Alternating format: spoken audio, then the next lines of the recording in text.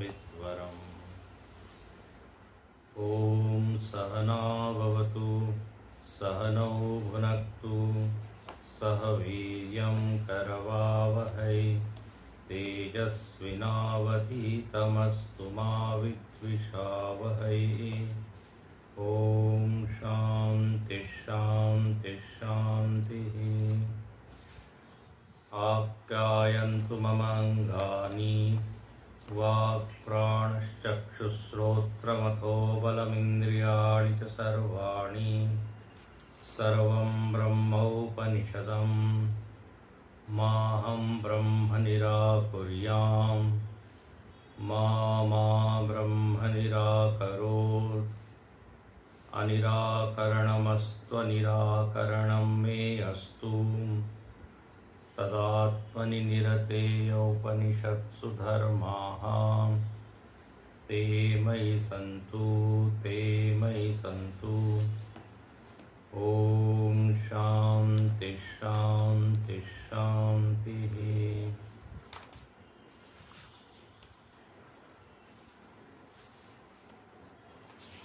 हम लोगों ने तृतीय खंड में आख्यायिकों को देखा और चतुर्थ खंड में मंत्र क्रमांक 4, 5 और 6 इन मंत्रों में उपासनाओं का प्रकरण देखा। इन उपासनाओं में साधनाएं बताई गई।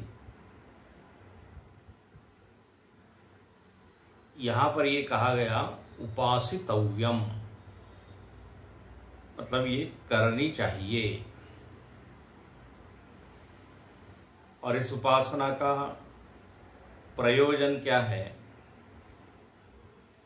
तो बोले यदि ब्रह्म का ज्ञान हुआ नहीं है, ब्रह्म का जो निरूपण प्रथम 2 खंडों में हुआ, न तत्र चक्षुर्गच्छति अन्यदेव तद्विदिता तथो अविदिता दधि, जो मन का भी प्रेरक है, तो वो तत्व ज्ञान था। ऐसा हमको अपने को समझना है। ज्ञान का मतलब क्या होता है? जैसी वस्तु है वैसा ही समझना, यथार्थ अनुभूति, उसी को प्रमा भी कहते हैं। लाल रंग को लाल ही समझना, हरे को हरा ही देखना, वृक्ष को वृक्ष ही देखना, अन्यथा न देखना, इसको कहते हैं ज्ञान। तो उपनिषद के जो वाक्य है वो हमको ज्ञान कराते हैं कि आप ऐसे हैं, जगत ऐसा है। उसको कहते हैं तात्विक निरूपण।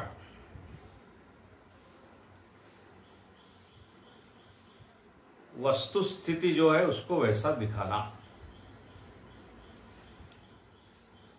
और जो वो समझ लेता है, जैसा कहा गया वो उसमें स्थित हो जाता है, तो उसको बोल देते हैं ये ब्रह्मनिष्ठ हो गया, आत्मज्ञानी हो गया। उपनिषद जहां पहुंचाना चाहती थी वहां पहुंच गया। हालांकि पहुंचना शब्द उतना ठीक नहीं, लेकिन अब व्यवहार में तो ऐसे ही बोलते हैं, ये पहुंचे हुए लोग। उसका सीधा मतलब ये कि इनको सत्य का ज्ञान हो गया है, और ज्ञान हुआ ही नहीं, उसमें पूरी तरह वो प्रतिष्ठित हो गए। अब उस बारे में उनको कोई शंका, प्रश्न, भ्रम नहीं रहा। तो इसको तो कहते हैं ज्ञान। ब्रह्म ज्ञान, आत्मज्ञान, तत्व ज्ञान। एक और शब्द है कि इनमें प्रमा की उत्पत्ति हो गई, प्रमा बन गई, प्रमाण व्यापार हुआ, उपनिषद श्रवण किया, एकाग्रता से उन्होंने सुना, अंतःकरण को शांत शुद्ध करके श्रवण किया, तो एकदम बात बैठ गई, हृदय में स्थिर हो गई, जम गई। अब गुरुणापि न विचाल्यते, भारी से भारी दुख हो, कष्ट हो, परिस्थिति प्रतिकूल हो, अब वो हिलने वाले नहीं है। प्रमा सुस्थिर हो गई, जिसको कहते हैं। जैसे अग्नि उष्ण है, ये प्रमा अपने भीतर एकदम पक्की है, कभी उस बारे में भ्रम नहीं होता कि मालूम नहीं ठंडी तो नहीं है। अब दिन हो, रात हो, सुबह हो, शाम हो, वो ज्ञान पक्का हो गया है। तो ऐसे ही स्व के बारे में, परमात्मा के बारे में, जगत के बारे में जब संशय विपर्य रहित ज्ञान हो जाता है तो उसको बोल देते हैं निष्ठा। अब कहते हैं ये उत्तम अधिकारी के लिए तो ये हो जाता है, लेकिन जो मंद अधिकारी है, जिसके लिए ये जरा समझना, ग्रहण करना कठिन होता है, तो उसके लिए उपनिषद कहती है आप उपासनाएं कीजिए, आप वैसी भावना बनाने का प्रयत्न कीजिए। उपासना में प्रयत्न है, ध्यान से सुनिए। इसलिए यहां पर लिखते तव्यम, करना चाहिए, करने योग्य है। तो अधिदैव, अध्यात्म, अधिभूत, इसमें ब्रह्म को देखे, ये यहां पर बताया गया। अभी हमको ये ज्ञान नहीं हुआ है कि अहम ब्रह्म, जैसे मैं मनुष्य हूं, ये ज्ञान एकदम स्थिर है, ऐसे मैं ब्रह्म हूं, ये ज्ञान स्थिर नहीं है। तो यहां क्या उपासना बताई? तो कहा कि मन को आप देखिए और मन के प्रकाशक को देखिए, मन के अधिष्ठान को देखिए, बार बार, तो आपको अपना ज्ञान हो जाएगा। ये तो वृत्ति एक तरफ रह जाएगी, मन एक आभास है, ये दिखने लगेगा। अब तरंगे उठ रही है और बार बार तरंग के साथ पानी को देख रहा है, बार बार तरंग से ध्यान हटाकर पानी पर वो दृष्टि लगाए हुए हैं, तो क्या होगा?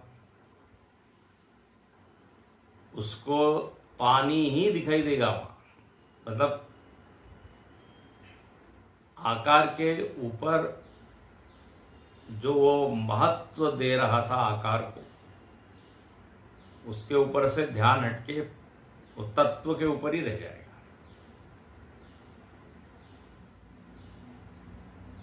क्योंकि आप जब तरंग देखते हैं तो तरंग के साथ ही पानी भी है। अब साधक पानी की ओर देखता है, सामान्य व्यक्ति तरंग को ही देखते रहता है।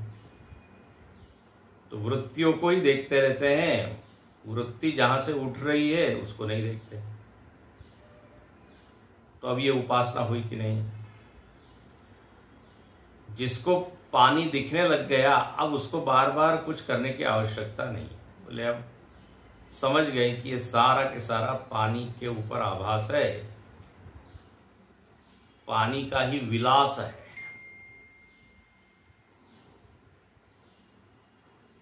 उसकी स्थिति पानी में हो गई, स्थिर बुद्धि हो गई। तो ऐसे यहां पर तो ये आध्यात्मिक उपासना बताइए। अध्यात्म में ब्रह्म को देखना, ऐसे अधिभूत में ब्रह्म को देखना।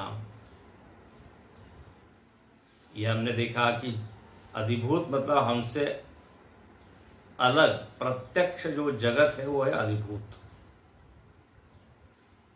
अब अधिभूत में हमको पेड़ पौधे, पशु, पुत्र, पत्नी, पति, मित्र, मेरा, तेरा, ये सब दिख रहे हैं। ये सज्जन है, दुर्जन है, सात्विक है, शांत है, ये अशांत है, ये क्रोधी है, ये सब दिख रहा है। लेकिन उपासना क्या हुई? इन सबको देखते हुए भी एक और चीज को उसमें देखना कि जो प्रभु मेरे इधर हृदय में बैठा है वही प्रभु सबके भीतर बैठा है। अब ये दृष्टि भी पकानी पड़ती है, बनानी पड़ती है। एक दिन में सब में भगवान दिखता नहीं। बचपन से हम सुनते आ रहे हैं सब में भगवान है, कितना दिखा?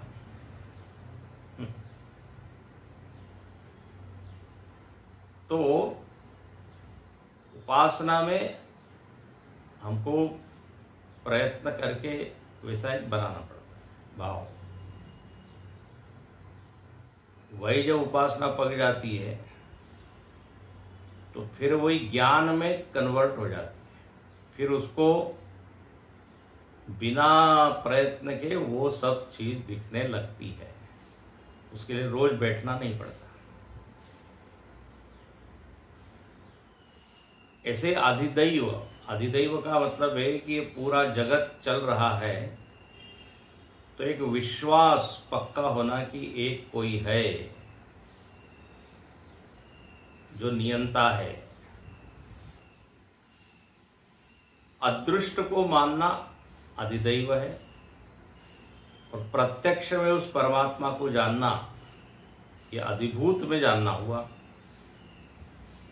और अंतरंग में उस परमात्मा की उपस्थिति का एहसास होना यह आध्यात्मिक उपासना। तो तीनों स्तर पे जानना चाहिए, तभी उपासना कंप्लीट होती है।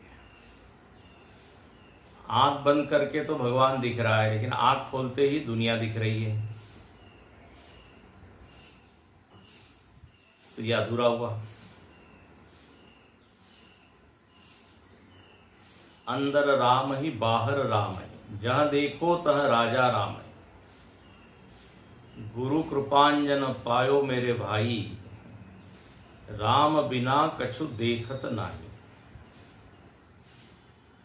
एका जनार्दनी भाव ये नीका, और ये भाव सबसे बढ़िया है। तो अंतर्बाह्य उसकी उपस्थिति वही स्पंदित हो रहा है।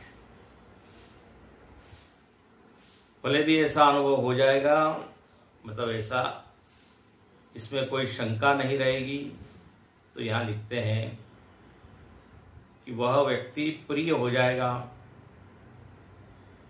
उसको सब लोग चाहने लगेंगे। अभिसंवांचन्ति कल हमने देखा। तो इस तरह ये उपासना यहां बताई। इन उपासनाओं का फल तो एक तो ज्ञान के लिए आप समझ लीजिए योग्य हो गए। उपासना ज्ञान के पहले है। हाँ, ज्ञान निष्ठा के पहले ये उपासना है। उपासना से मन व्यापक होता है। उपासना से यदि आप मुख्य फल देखें तो चित्त शुद्धि यही है, और गौण फल देखें तो ऐश्वर्य आदि की प्राप्ति।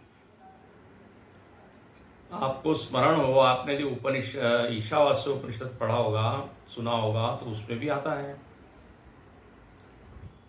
विद्या देवलोक आया था। तो देह छोड़ने के बाद उसकी बहुत ऊंची गति होती है, और देह रहते हुए उसको ऐश्वर्य आदि की प्राप्ति, तृप्ति की प्राप्ति, सुख शांति आनंद की प्राप्ति।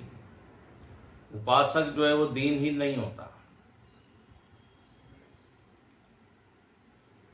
तो इसलिए यदि भगवान के निकट अपने मन को हम रखें, यही तो हुआ उपासना। तो बहुत चमत्कारिक फल बताए हैं। अब देखिए, ये भी एक चमत्कारी है कि नहीं, कि सब लोग उससे प्रेम करते हैं। ये भी एक चमत्कारी है। हम कुछ सिद्धि तो कर लें, चमत्कार तो बता दे, लेकिन हमसे सब लोग द्वेष करें, सब हमसे दूर भागे, तो उसमें क्या मजा है, उसमें क्या शोभा है, उसमें क्या सौंदर्य है।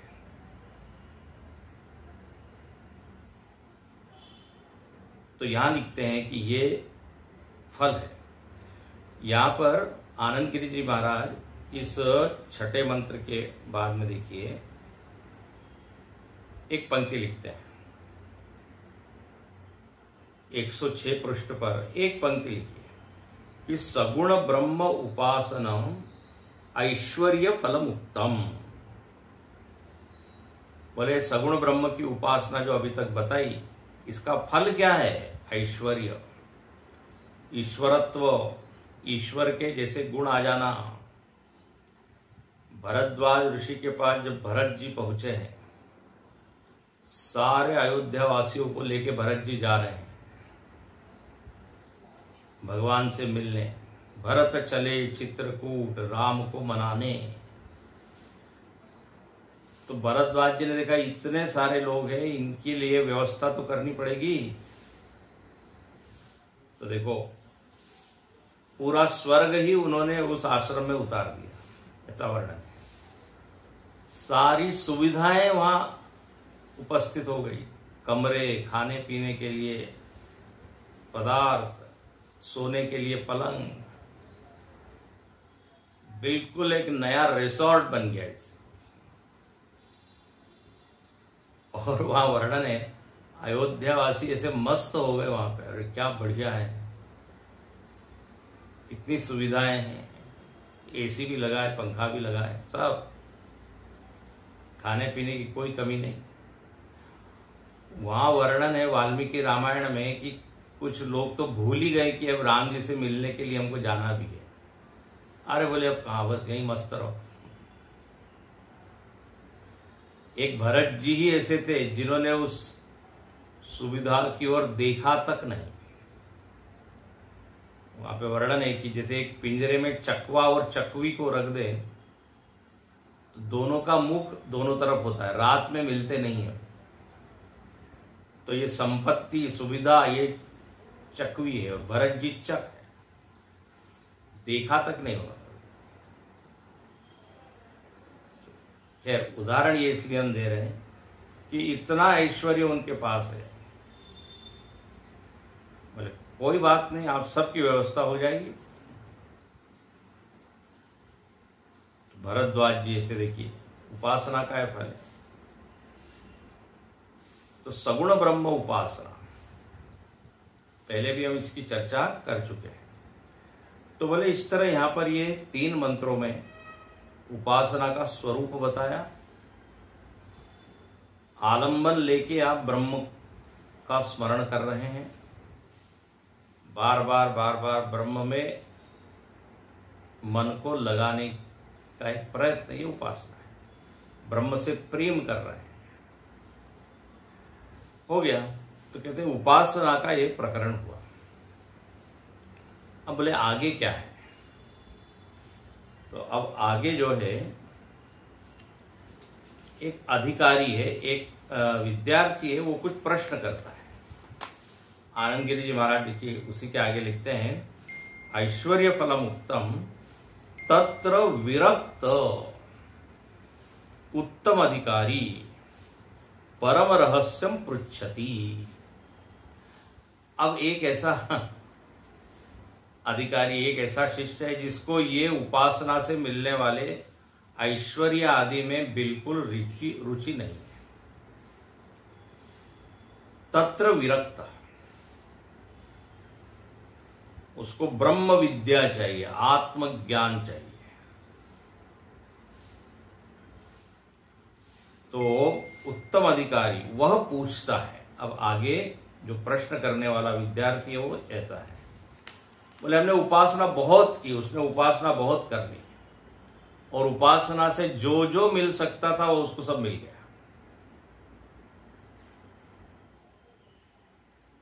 अब लेकिन उसको मोक्ष चाहिए।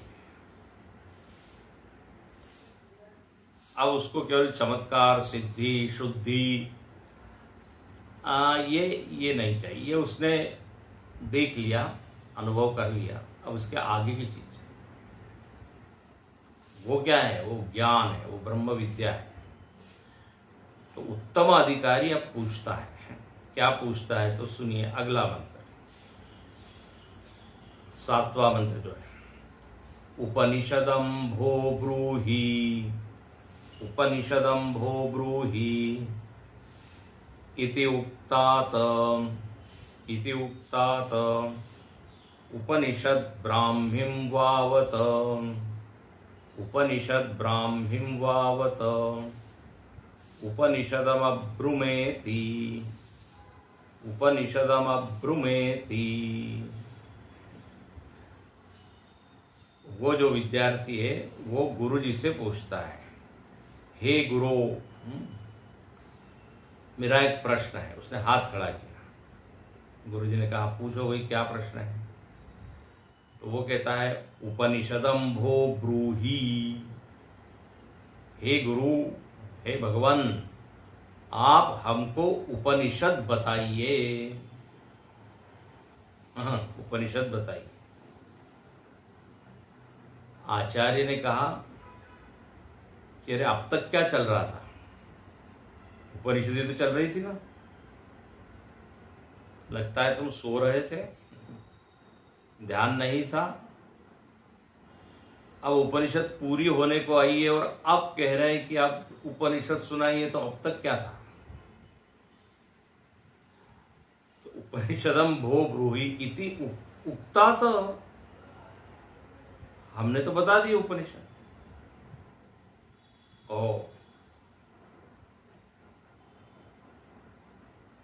बोले यदि फिर भी तुम पूछ रहे हो तो हम आपको ब्राह्मीं वावत उपनिषदम अब्रुमम्, हम आपको ब्राह्मणोचित उपनिषद सुनाएंगे, बतलाएंगे, ब्राह्मी उपनिषद सुनाएंगे। अब ये अजीब लगता है कि ये क्या है भाई? अब पूरा उपनिषद हो गया और ये शिष्य पूछ रहा है और आप इस शिष्य को क्या कह रहे हो? उत्तम अधिकारी। अब कई लोग इसकी व्याख्या कर देते हैं, देखो देखो, उस समय भी ऐसे विद्यार्थी थे जो सोते थे, ये व्यंग्य या विनोद करते, हालांकि वो है नहीं यहाँ, और आप पूछ रहे हैं उपनिषद बताइए। तो मतलब हम यदि सो जाते हैं तो इट इज ओके, क्योंकि उपनिषद का विद्यार्थी भी यहाँ पूरा सुनने के बाद एकदम जागता है, कह रहा है उपनिषद सुनाइए। तो देखो ये भाव ऐसा है नहीं, इसका अभिप्राय क्या है वो यहां समझना पड़ेगा। इस मंत्र के ऊपर 3 पेज का भाष्य लिखा है शंकराचार्य भाष्य का, 1 2 3 4, अब यही चलेगा। देखिए 5 पेज बड़ी, इतना इसमें क्या है? तो यहां पर ये शिष्य क्यों कह रहा है उपनिषद सुनाइए? इसका मतलब क्या है? इसका अभिप्राय क्या है? अच्छा, और इसके आगे आचार्य ने सुनाया भी, एक मंत्र बोला है उन्होंने। क्या मंत्र है वो? मंत्र को मैं ऐसे ही पढ़ देता हूं। मंत्र में बोला है कि तस्य तस्यै तपोदम कर्म इति प्रतिष्ठा वेदा सर्वांगानि सत्यमायतनम। ये एक मंत्र बोल दिया। मतलब ऐसा है, आचार्य ने उसकी हंसी नहीं उड़ाई, आचार्य उसके प्रश्न के भाव को जानते हैं कि क्या कहना चाहता है, और भाष्यकार ने वही जो अभिप्राय है वो इस पूरे भाष्य में बताया है। तो इसको जरा शांति से समझना पड़ेगा। तो यहां लिखते हैं कि उपनिषद तो हमने बता दी, लेकिन ब्राह्मण जाति से संबंध रखने वाली उपनिषद बताएंगे। यहां ब्राह्मण जाति मतलब जाति से नहीं है, ब्राह्मण बुद्धि से है। ब्राह्मण शब्द एक तो जातिवाचक होता है और एक बुद्धिवाचक होता है। कर्म कांड में जातिवाचक होता है,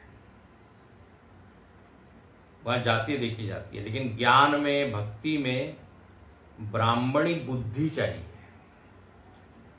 सात्विक बुद्धि, शुद्ध बुद्धि, शांत बुद्धि, उसको ब्राह्मण बुद्धि कहते हैं। तो बोले वो हम बताएंगे। जो ब्राह्मण बुद्धि रखने वाला जो विद्यार्थी है उसको जो चाहिए वो हम बताएंगे। अच्छा, लेकिन अब यहां पे इसका क्या अभिप्राय है, तो अब इसके ऊपर जरा हम देखते हैं। तो यहां पढ़ते हैं भाष्य। उपनिषदम, ये शब्द है मंत्र का, उसके ऊपर भाष्य का लिखते हैं रहस्यम। ये जो रहस्य, जो उपनिषद है, यच्चिंत्यम, जो चिंतनीय है, जो चिंतन करने योग्य उपनिषद, उसको आप बताइए। भो भगवन ब्रूहि, आप उस उपनिषद को हमको बताइए जो चिंतनीय है, जो चिंतन करने योग्य है। इति एवं उक्तवती शिष्य, इस प्रकार से शिष्य के पूछने पर आह आचार्य, आचार्य ने बोला। आह मतलब बोला। क्या बोला? उक्ता तो उपनिषद। भाष्यकार लिखते हैं उक्ता अभिहिता। उक्ता का अर्थ अभी तक कह दिया गया। त का अर्थ क्या है? त मंत्र में आता है त उपनिषद। त का अर्थ ते, ते मतलब तव उपनिषद, मतलब तुमको उपनिषद बता दी गई। तुम पूछ रहे हो उपनिषद बताइए, हमने बता दी। तो का पुनः सा इतिहाह, बोले वो उपनिषद कौन सी थी जो आपने बताई? तो बोले ब्राह्मी, ब्राह्मण, परमात्मन, इयमता परमात्म विषयत्वाद अतीत विज्ञानस्य वाव एवत उपनिषदम। बोले हमने परमात्म हम बिल्कुल सरल करके बता रहे हैं, ज्यादा क्लिष्ट नहीं कर रहे हैं। परमात्म संबंधी विद्या आपको हमने बता दी है। ब्राह्मी उपनिषद हम बताएंगे। परमात्मा विद्या संबंधी उपनिषद मतलब जिससे आत्मज्ञान होता है, जिसमें परमात्मा का निरूपण होता है, वो हमने बता दिए। इसका मतलब आचार्य क्या कहना चाहते हैं कि जहां तक ब्रह्म ज्ञान की बात है, ब्रह्म विद्या की बात है, वो हमने आपको सुना दिया। ओ अभी लेकिन आपने पूछा है तो कुछ और सुनाएंगे, क्योंकि यहां अभी उपनिषद पूरी नहीं हुई, आगे का मंत्र बचा है। तो यहां लिखते हैं परमात्म विद्या उपनिषदम अब्रूम इति अवधारयति उत्तरार्धम। ब्रह्म विद्या पूरी हो गई है, ये हम आपको कह रहे हैं। अब यदि ब्रह्म विद्या हो गई है तो यहां पे बड़ा अच्छा है, तो फिर ये विद्यार्थी क्यों कह रहा है कि अभी उपनिषद सुनाइए? देखो अगला वाक्य, परमात्म विषयाम उपनिषदम श्रुतवतो उपनिषदम भो ब्रूहि इति पृच्छतः शिष्यस्य को अभिप्राय। यदि परमात्म विषय संबंधी उपनिषद बता दी गई है तो फिर ये शिष्य क्यों पूछ रहा है कि भाई आप उपनिषद बताइए? देखो जरा ध्यान से सुनिएगा इसको। इस प्रश्न के भीतर जाकर भाष्यकार उसका मर्म निकाल के बता रहे हैं कि क्या उसके मन में है, क्यों ये कह रहा है कि उपनिषद सुने। जो उपनिषद का विषय है, उपनिषद विद्या है, वो तो सब बता दी गई है और आचार्य कह रहे हैं। तो फिर इसका अभिप्राय क्या है कि अब आप उपनिषद बताइए। परमात्म विषय उपनिषदम श्रुतवतो उपनिषदम भो ब्रूहि इति पृच्छतः शिष्यस्य को अभिप्राय। अच्छा, इसका क्या अभिप्राय हो सकता है? तो यहां उसको निकाल के बताते हैं। यदि तावत् श्रुतस्य अर्थस्य प्रश्न कृतः, यदि जो सुना हुआ है उस सुने हुए के बारे में ही यदि ये प्रश्न कर रहा है, श्रुतवतः अर्थस्य प्रश्न, मतलब जो उपनिषद सुन चुके हैं उसी के बारे में यदि ये कहता है कि फिर से आप सुनाइए, तो यहां क्या लिखते हैं भाष्यकार, ततः पिष्ट पेषणवत् पुनरुक्तः अनर्थकः। बोले तब तो अनर्थक हो जाएगा, जो सुना है उसको फिर से सुनाइए। इसको संस्कृत में कहते हैं पिष्ट पेषण, पीसे हुए आटे को फिर से पीसना। अब उसका क्या मतलब है, क्या फायदा है? भाई गेहूं को पीसा जाए तो ठीक है, पीसे हुए को फिर पीसना। वो चक्की होती है ना जहां आटा पीसा जाता है, वहां एक्चुअली लोग गलत लिखते हैं, आटा पिसाने की चक्की ऐसा लिखते हैं, जो कि गलत वाक्य है। वाक्य क्या होना चाहिए, गेहूं पिसाने की चक्की, क्योंकि आटे को थोड़ी पिसा जाता है, लेकिन ऐसे ही लिखते हैं। पिष्ट पेषण, ऑलरेडी जो सुना है अगेन नो यूज।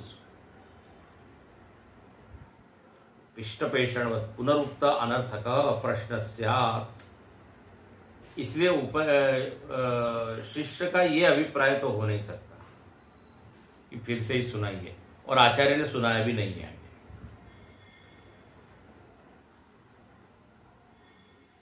अच्छा, फिर दूसरा अर्थ अभिप्राय क्या हो सकता है? अथ, अब ये इसको आप याद रखिए, अथ स अवशेष उक्त उपनिषद स्यात् तस्या फलवचन वचनेन उपसंहार न युक्त प्रेत्यास्माद् लोकाद् अमृता भवति।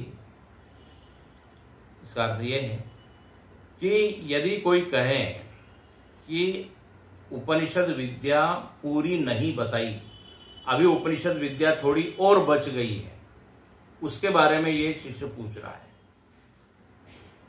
विद्या का अभी थोड़ा कुछ और भाग रह गया है, तो बोले ऐसा नहीं है। क्यों? यदि ऐसा होता तो पीछे ये फल बता दिया गया है कि इस ब्रह्म को जान के व्यक्ति क्या होता है, अस्मात् लोकात् प्रेत्य, इस लोक से जाकर मुक्त हो जाता है। तो फल श्रुति तो बता दी, फल का वर्णन तो हो चुका, तो फल की बात तो तभी की जाएगी ना जब पूरा बता दिया जाए। अब आप कोई भी स्तोत्र पढ़ते हैं, पूरा स्तोत्र होने के बाद फिर आखिरी में होता है कि इस स्तोत्र को यदि कोई पढ़े तो ये फल होगा। इसका मतलब अब आगे कोई स्तोत्र बचा नहीं है। तो फल वचनेन उपसंहार हो गया है। यदि और अभी उपनिषद बची होती तो न युक्त, वो फल नहीं बताते हो। इसलिए निर्णय क्या निकला है कि उपनिषद विद्या पूरी हो चुकी है। अब बस समझना हमको ये है कि ये शिष्य क्यों कह रहा है कि उपनिषद बताइए। वही उपनिषद जो सुना चुके हैं फिर से बोलने की बात कर रहा है, पिष्ट पेषण, निरर्थक है। और यदि कहा जाए कि थोड़ा और बच गया है तो बोले ये फल फिर बताया नहीं जा सकता। फल वचनेन उपसंवार न युक्त प्रेत्य अस्मात् लोकाद अमृता भवंती। ये हम पीछे पढ़ चुके हैं। जो इस तत्व को आत्म रूप से अनुभव कर लेता है फिर वह देह छोड़ने के बाद नया देह धारण नहीं करता, मुक्त हो जाता है। तो इसलिए कोई अब शेष बच नहीं गया है उपनिषद। इसलिए देखिए आगे लिखते हैं, तस्मात् उक्त उपनिषद शेष विषय भी प्रश्न अनुपपन्न। इसलिए प्रश्न उचित नहीं है। अनुपपन्न मतलब होता है उचित नहीं है। उपनिषद का कुछ शेष रह गया है क्या, ऐसा यदि वो प्रश्न कर रहा है तो ये भी उचित नहीं है। क्यों? क्योंकि फलश्रुति आ गई है। इसलिए उक्त उपनिषद शेष विषय, उपनिषद का जो ज्ञान है वो हो चुका है। आत्मा के बारे में वहां पे पूरी तरह से समझा दिया गया है। यदि नहीं ऐसा होता तो आचार्य मोक्ष की बात नहीं करते। दो बार आया है वहां पीछे, अमृता भवंती है ना, प्रतिबोध विदितम मतम अमृतत्वम ही विंदते आत्मना विंदते वीर्यम विद्या विंदते अमृतम। वहां भी आया है कि नहीं? तो उपनिषद का कुछ शेष रह गया है, ये तो ठीक नहीं है। प्रश्न अनुपपन्न एव अनवशेषित्वात्। अनवशेषित्वात् मतलब शेषित्वात्, और कुछ अब शेष रह नहीं गया है। अरे बोले फिर ये क्यों ये कह रहा है? कह तरहि अभिप्राय प्रष्टुहु। फिर इसके प्रश्न का अभिप्राय क्या है? कौन सा उपनिषद यह पूछना चाहता है?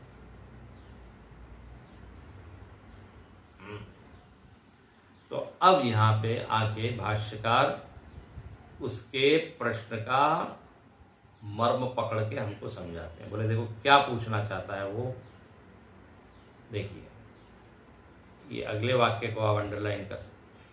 किम पूर्वोक्त उपनिषद शेषतया तत्सहकारी साधनांतर अपेक्षा। यहां पे ये वो पूछना चाह रहा है कि क्या पूर्वोक्त उपनिषद के लिए और कोई सहकारी साधन की जरूरत है क्या? अब ध्यान से सुनना है, थोड़ी गंभीर बात है, टेक्निकल चीजें हैं, हो सकता है समझने में थोड़ी दिक्कत हो, उसको हम सरल करके बताते हैं। सहकारी साधन अंतर अपेक्षा अथ निरपेक्षवा। ब्रह्म विद्या के लिए उसको उसका फल प्राप्त करने के लिए अभी और कुछ करने की जरूरत है या और किसी की जरूरत नहीं है, ये वास्तव में पूछना चाह रहा है। देखो प्रायः हम लोग क्या सुनते हैं समाज में कि ब्रह्म विद्या तो हमने सुन ली, अब हमको कुछ करना है। ये एक्चुअली मूल बात है। सामान्य लोग क्या कहते हैं, थ्योरी हमने पढ़ ली, अब हमको प्रैक्टिकल करना है, तो अब प्रैक्टिकल बताइए। तो शायद ये शिष्य कुछ ऐसा ही पूछ रहा है क्या?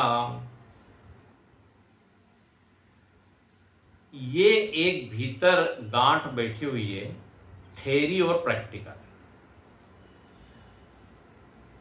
क्योंकि लौकिक विद्याओं में ऐसा ही होता है। आप किसी विद्या को ग्रहण करते हैं और उस विद्या के अनुसार जब कर्म करते हैं तब जाके वो विद्या फलवती होती है। ध्यान से सुनना।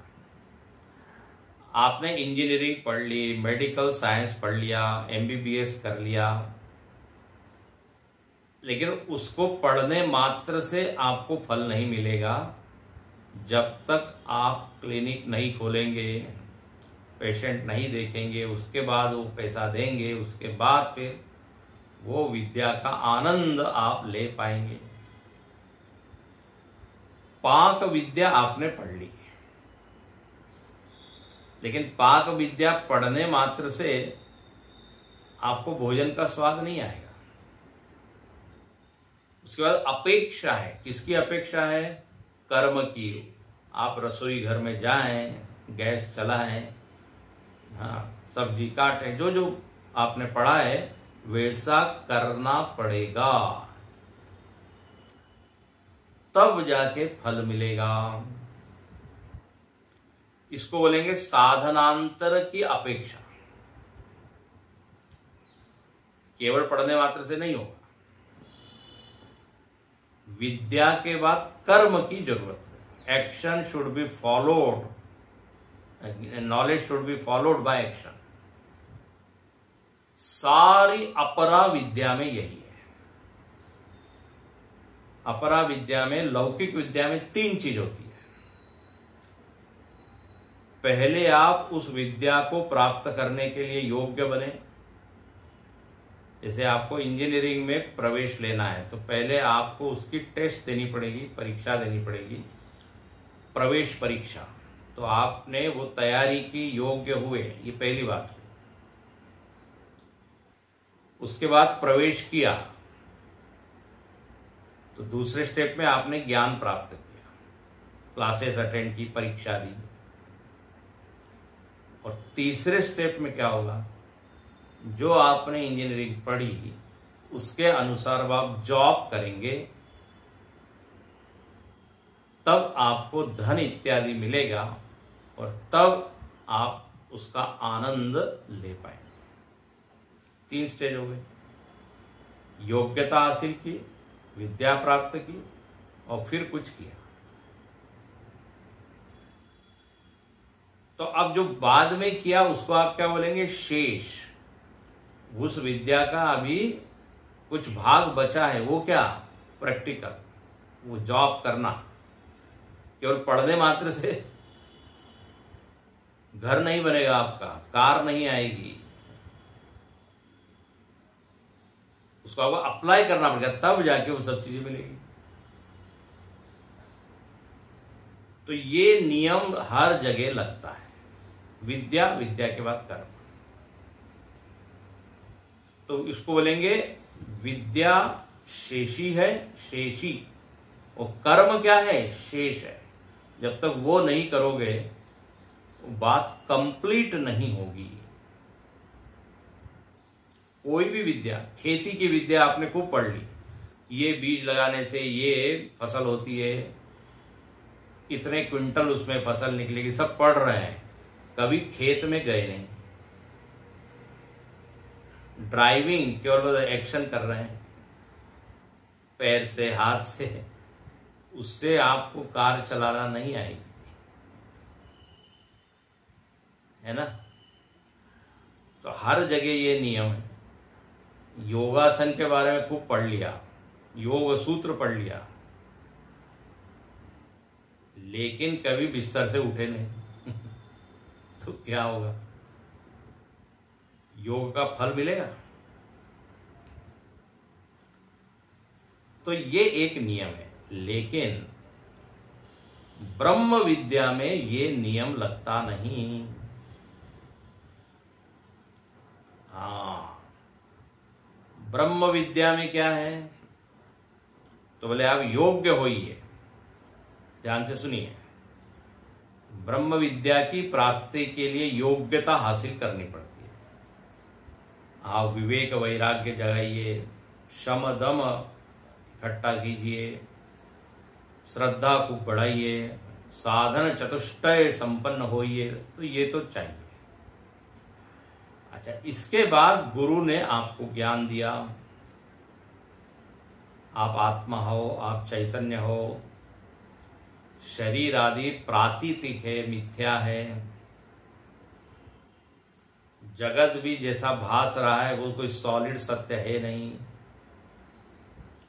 बोलो विद्या का विस्तार, सारी चीजें आपको बता दी।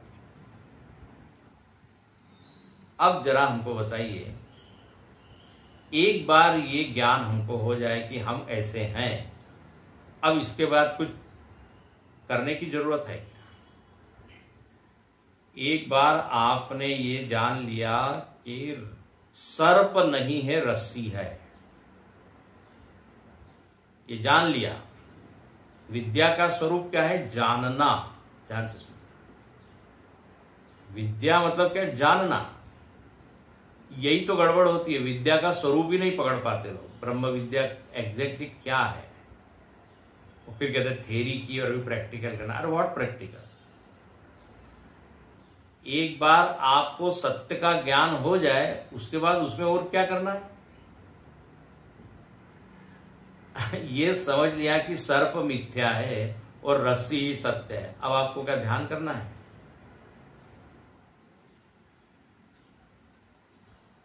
जब तक विद्या नहीं है तब तक करना करना करना है। यदि विद्या के बाद भी यदि करना है तो फिर उपासना, कर्म और ब्रह्म विद्या में फर्क क्या रहेगा? करना है मतलब आप कर्ता बने रहेंगे, तो कर्ता बने रहेंगे तो फिर फल भी आएगा, और जो भी फल आएगा वो अनित्य ही आएगा। तो मुक्ति की कहां बात हुई? आगे कल आपको बताएंगे, देखिए जितना समझ पाए। लेकिन यहां जो बुद्धि में एक कीड़ा बैठा हुआ है, यदि ठीक ठीक विद्या पकड़ ली, ज्ञात हो गई, तो फिर उसके बाद कर्म की आवश्यकता है। एक बार आप स्वप्न से उठ गए और आप जान गए कि वो स्वप्न सारा मिथ्या था, वहां पे जो मेरा हाथ काटा, फ्रैक्चर हुआ, वो सब झूठा था, जान गए। अब इसके बाद क्या करना है? उसके बाद हॉस्पिटल में जाना है? तो विद्या का ये स्वरूप है, ब्रह्म विद्या का। लौकिक विद्या की बात अलग है। और जब हम कह रहे हैं ब्रह्म विद्या को जानना, जानना मतलब बढ़िया से जानना, ऐसा आधा अधूरा जानेंगे तो कुछ न कुछ करने की बात रह जाएगी। लेकिन यदि ठीक ठीक निष्ठा बन गई तो फिर कोई अपेक्षा नहीं है, कोई शेष रह नहीं जाता। देखो ऐसा है, भाष्यकार के समय कर्म मीमांसक दर्शन बड़े हावी थे, उनका बड़ा प्रभाव था। कुमारिल भट्ट जैसे थे, फिर मंडन मिश्र थे। तो इन लोगों का क्या मत रहा हमेशा कि ज्ञान के बाद कर्म की जरूरत है। वो कर्म मीमांसक थे ना। ज्ञान तब तक फल नहीं देगा जब तक आप कुछ करोगे नहीं। भाष्यकार यही बार बार कहते रहे कि भाई यहां पर समस्या न करने से नहीं है, न जानने से। जीवन में समस्या, दुख न जानने से। सत्य को जान लेने से ही समस्या का निदान हो जाएगा। करने से तो बात नहीं बनेगी, करने से थोड़ी कोई चीज मिल जाएगी। क्योंकि मूल समस्या क्या है? हमने अपने आप को आत्मा के अलावा सब कुछ मान लिया है। तो इसलिए यहां पर जो है ना, वो विद्यार्थी ये नहीं पूछ रहा है कि अभी और ब्रह्म विद्या क्या और कुछ शेष बचा है क्या। अभी कल आपको बताएंगे। वो वास्तव में ये पूछना चाहता है कि ब्रह्म विद्या के उपाय कुछ रह गए हैं क्या? उपायो एक शब्द आता है उपाय, वो यहां आगे बताएंगे भाषा। अच्छा, ऐसा नहीं कि यहाँ पे आचार्य ने कुछ बताया नहीं, कुछ बताया है। तो बताया है तो ऐसा लगता है कि अभी ब्रह्म विद्या का कुछ भाग रह गया है। ब्रह्म विद्या का भाग नहीं रहा है, वो कुछ और ही चीज रही है। वो यहां अब कल देखेंगे और आपको बताएंगे। थोड़ा सा समझने में ये हो सकता है आपको समस्या हो, लेकिन यहां मूल बात यही है कि विद्या के बाद ये पकड़ के रखिए, विद्या स्वयं में फल देने के लिए क्या है? काफी है। No need of any action, it is unlike other विद्या। ओम पूर्णमद पूर्णमिदं पूर्णात् पूर्णमुदच्यते पूर्णस्य पूर्णमादाय पूर्णमेवावशिष्यते। ओम शांति शांति शांति। हरि ओम। श्री गुरुभ्यो नमः। हरि ओम।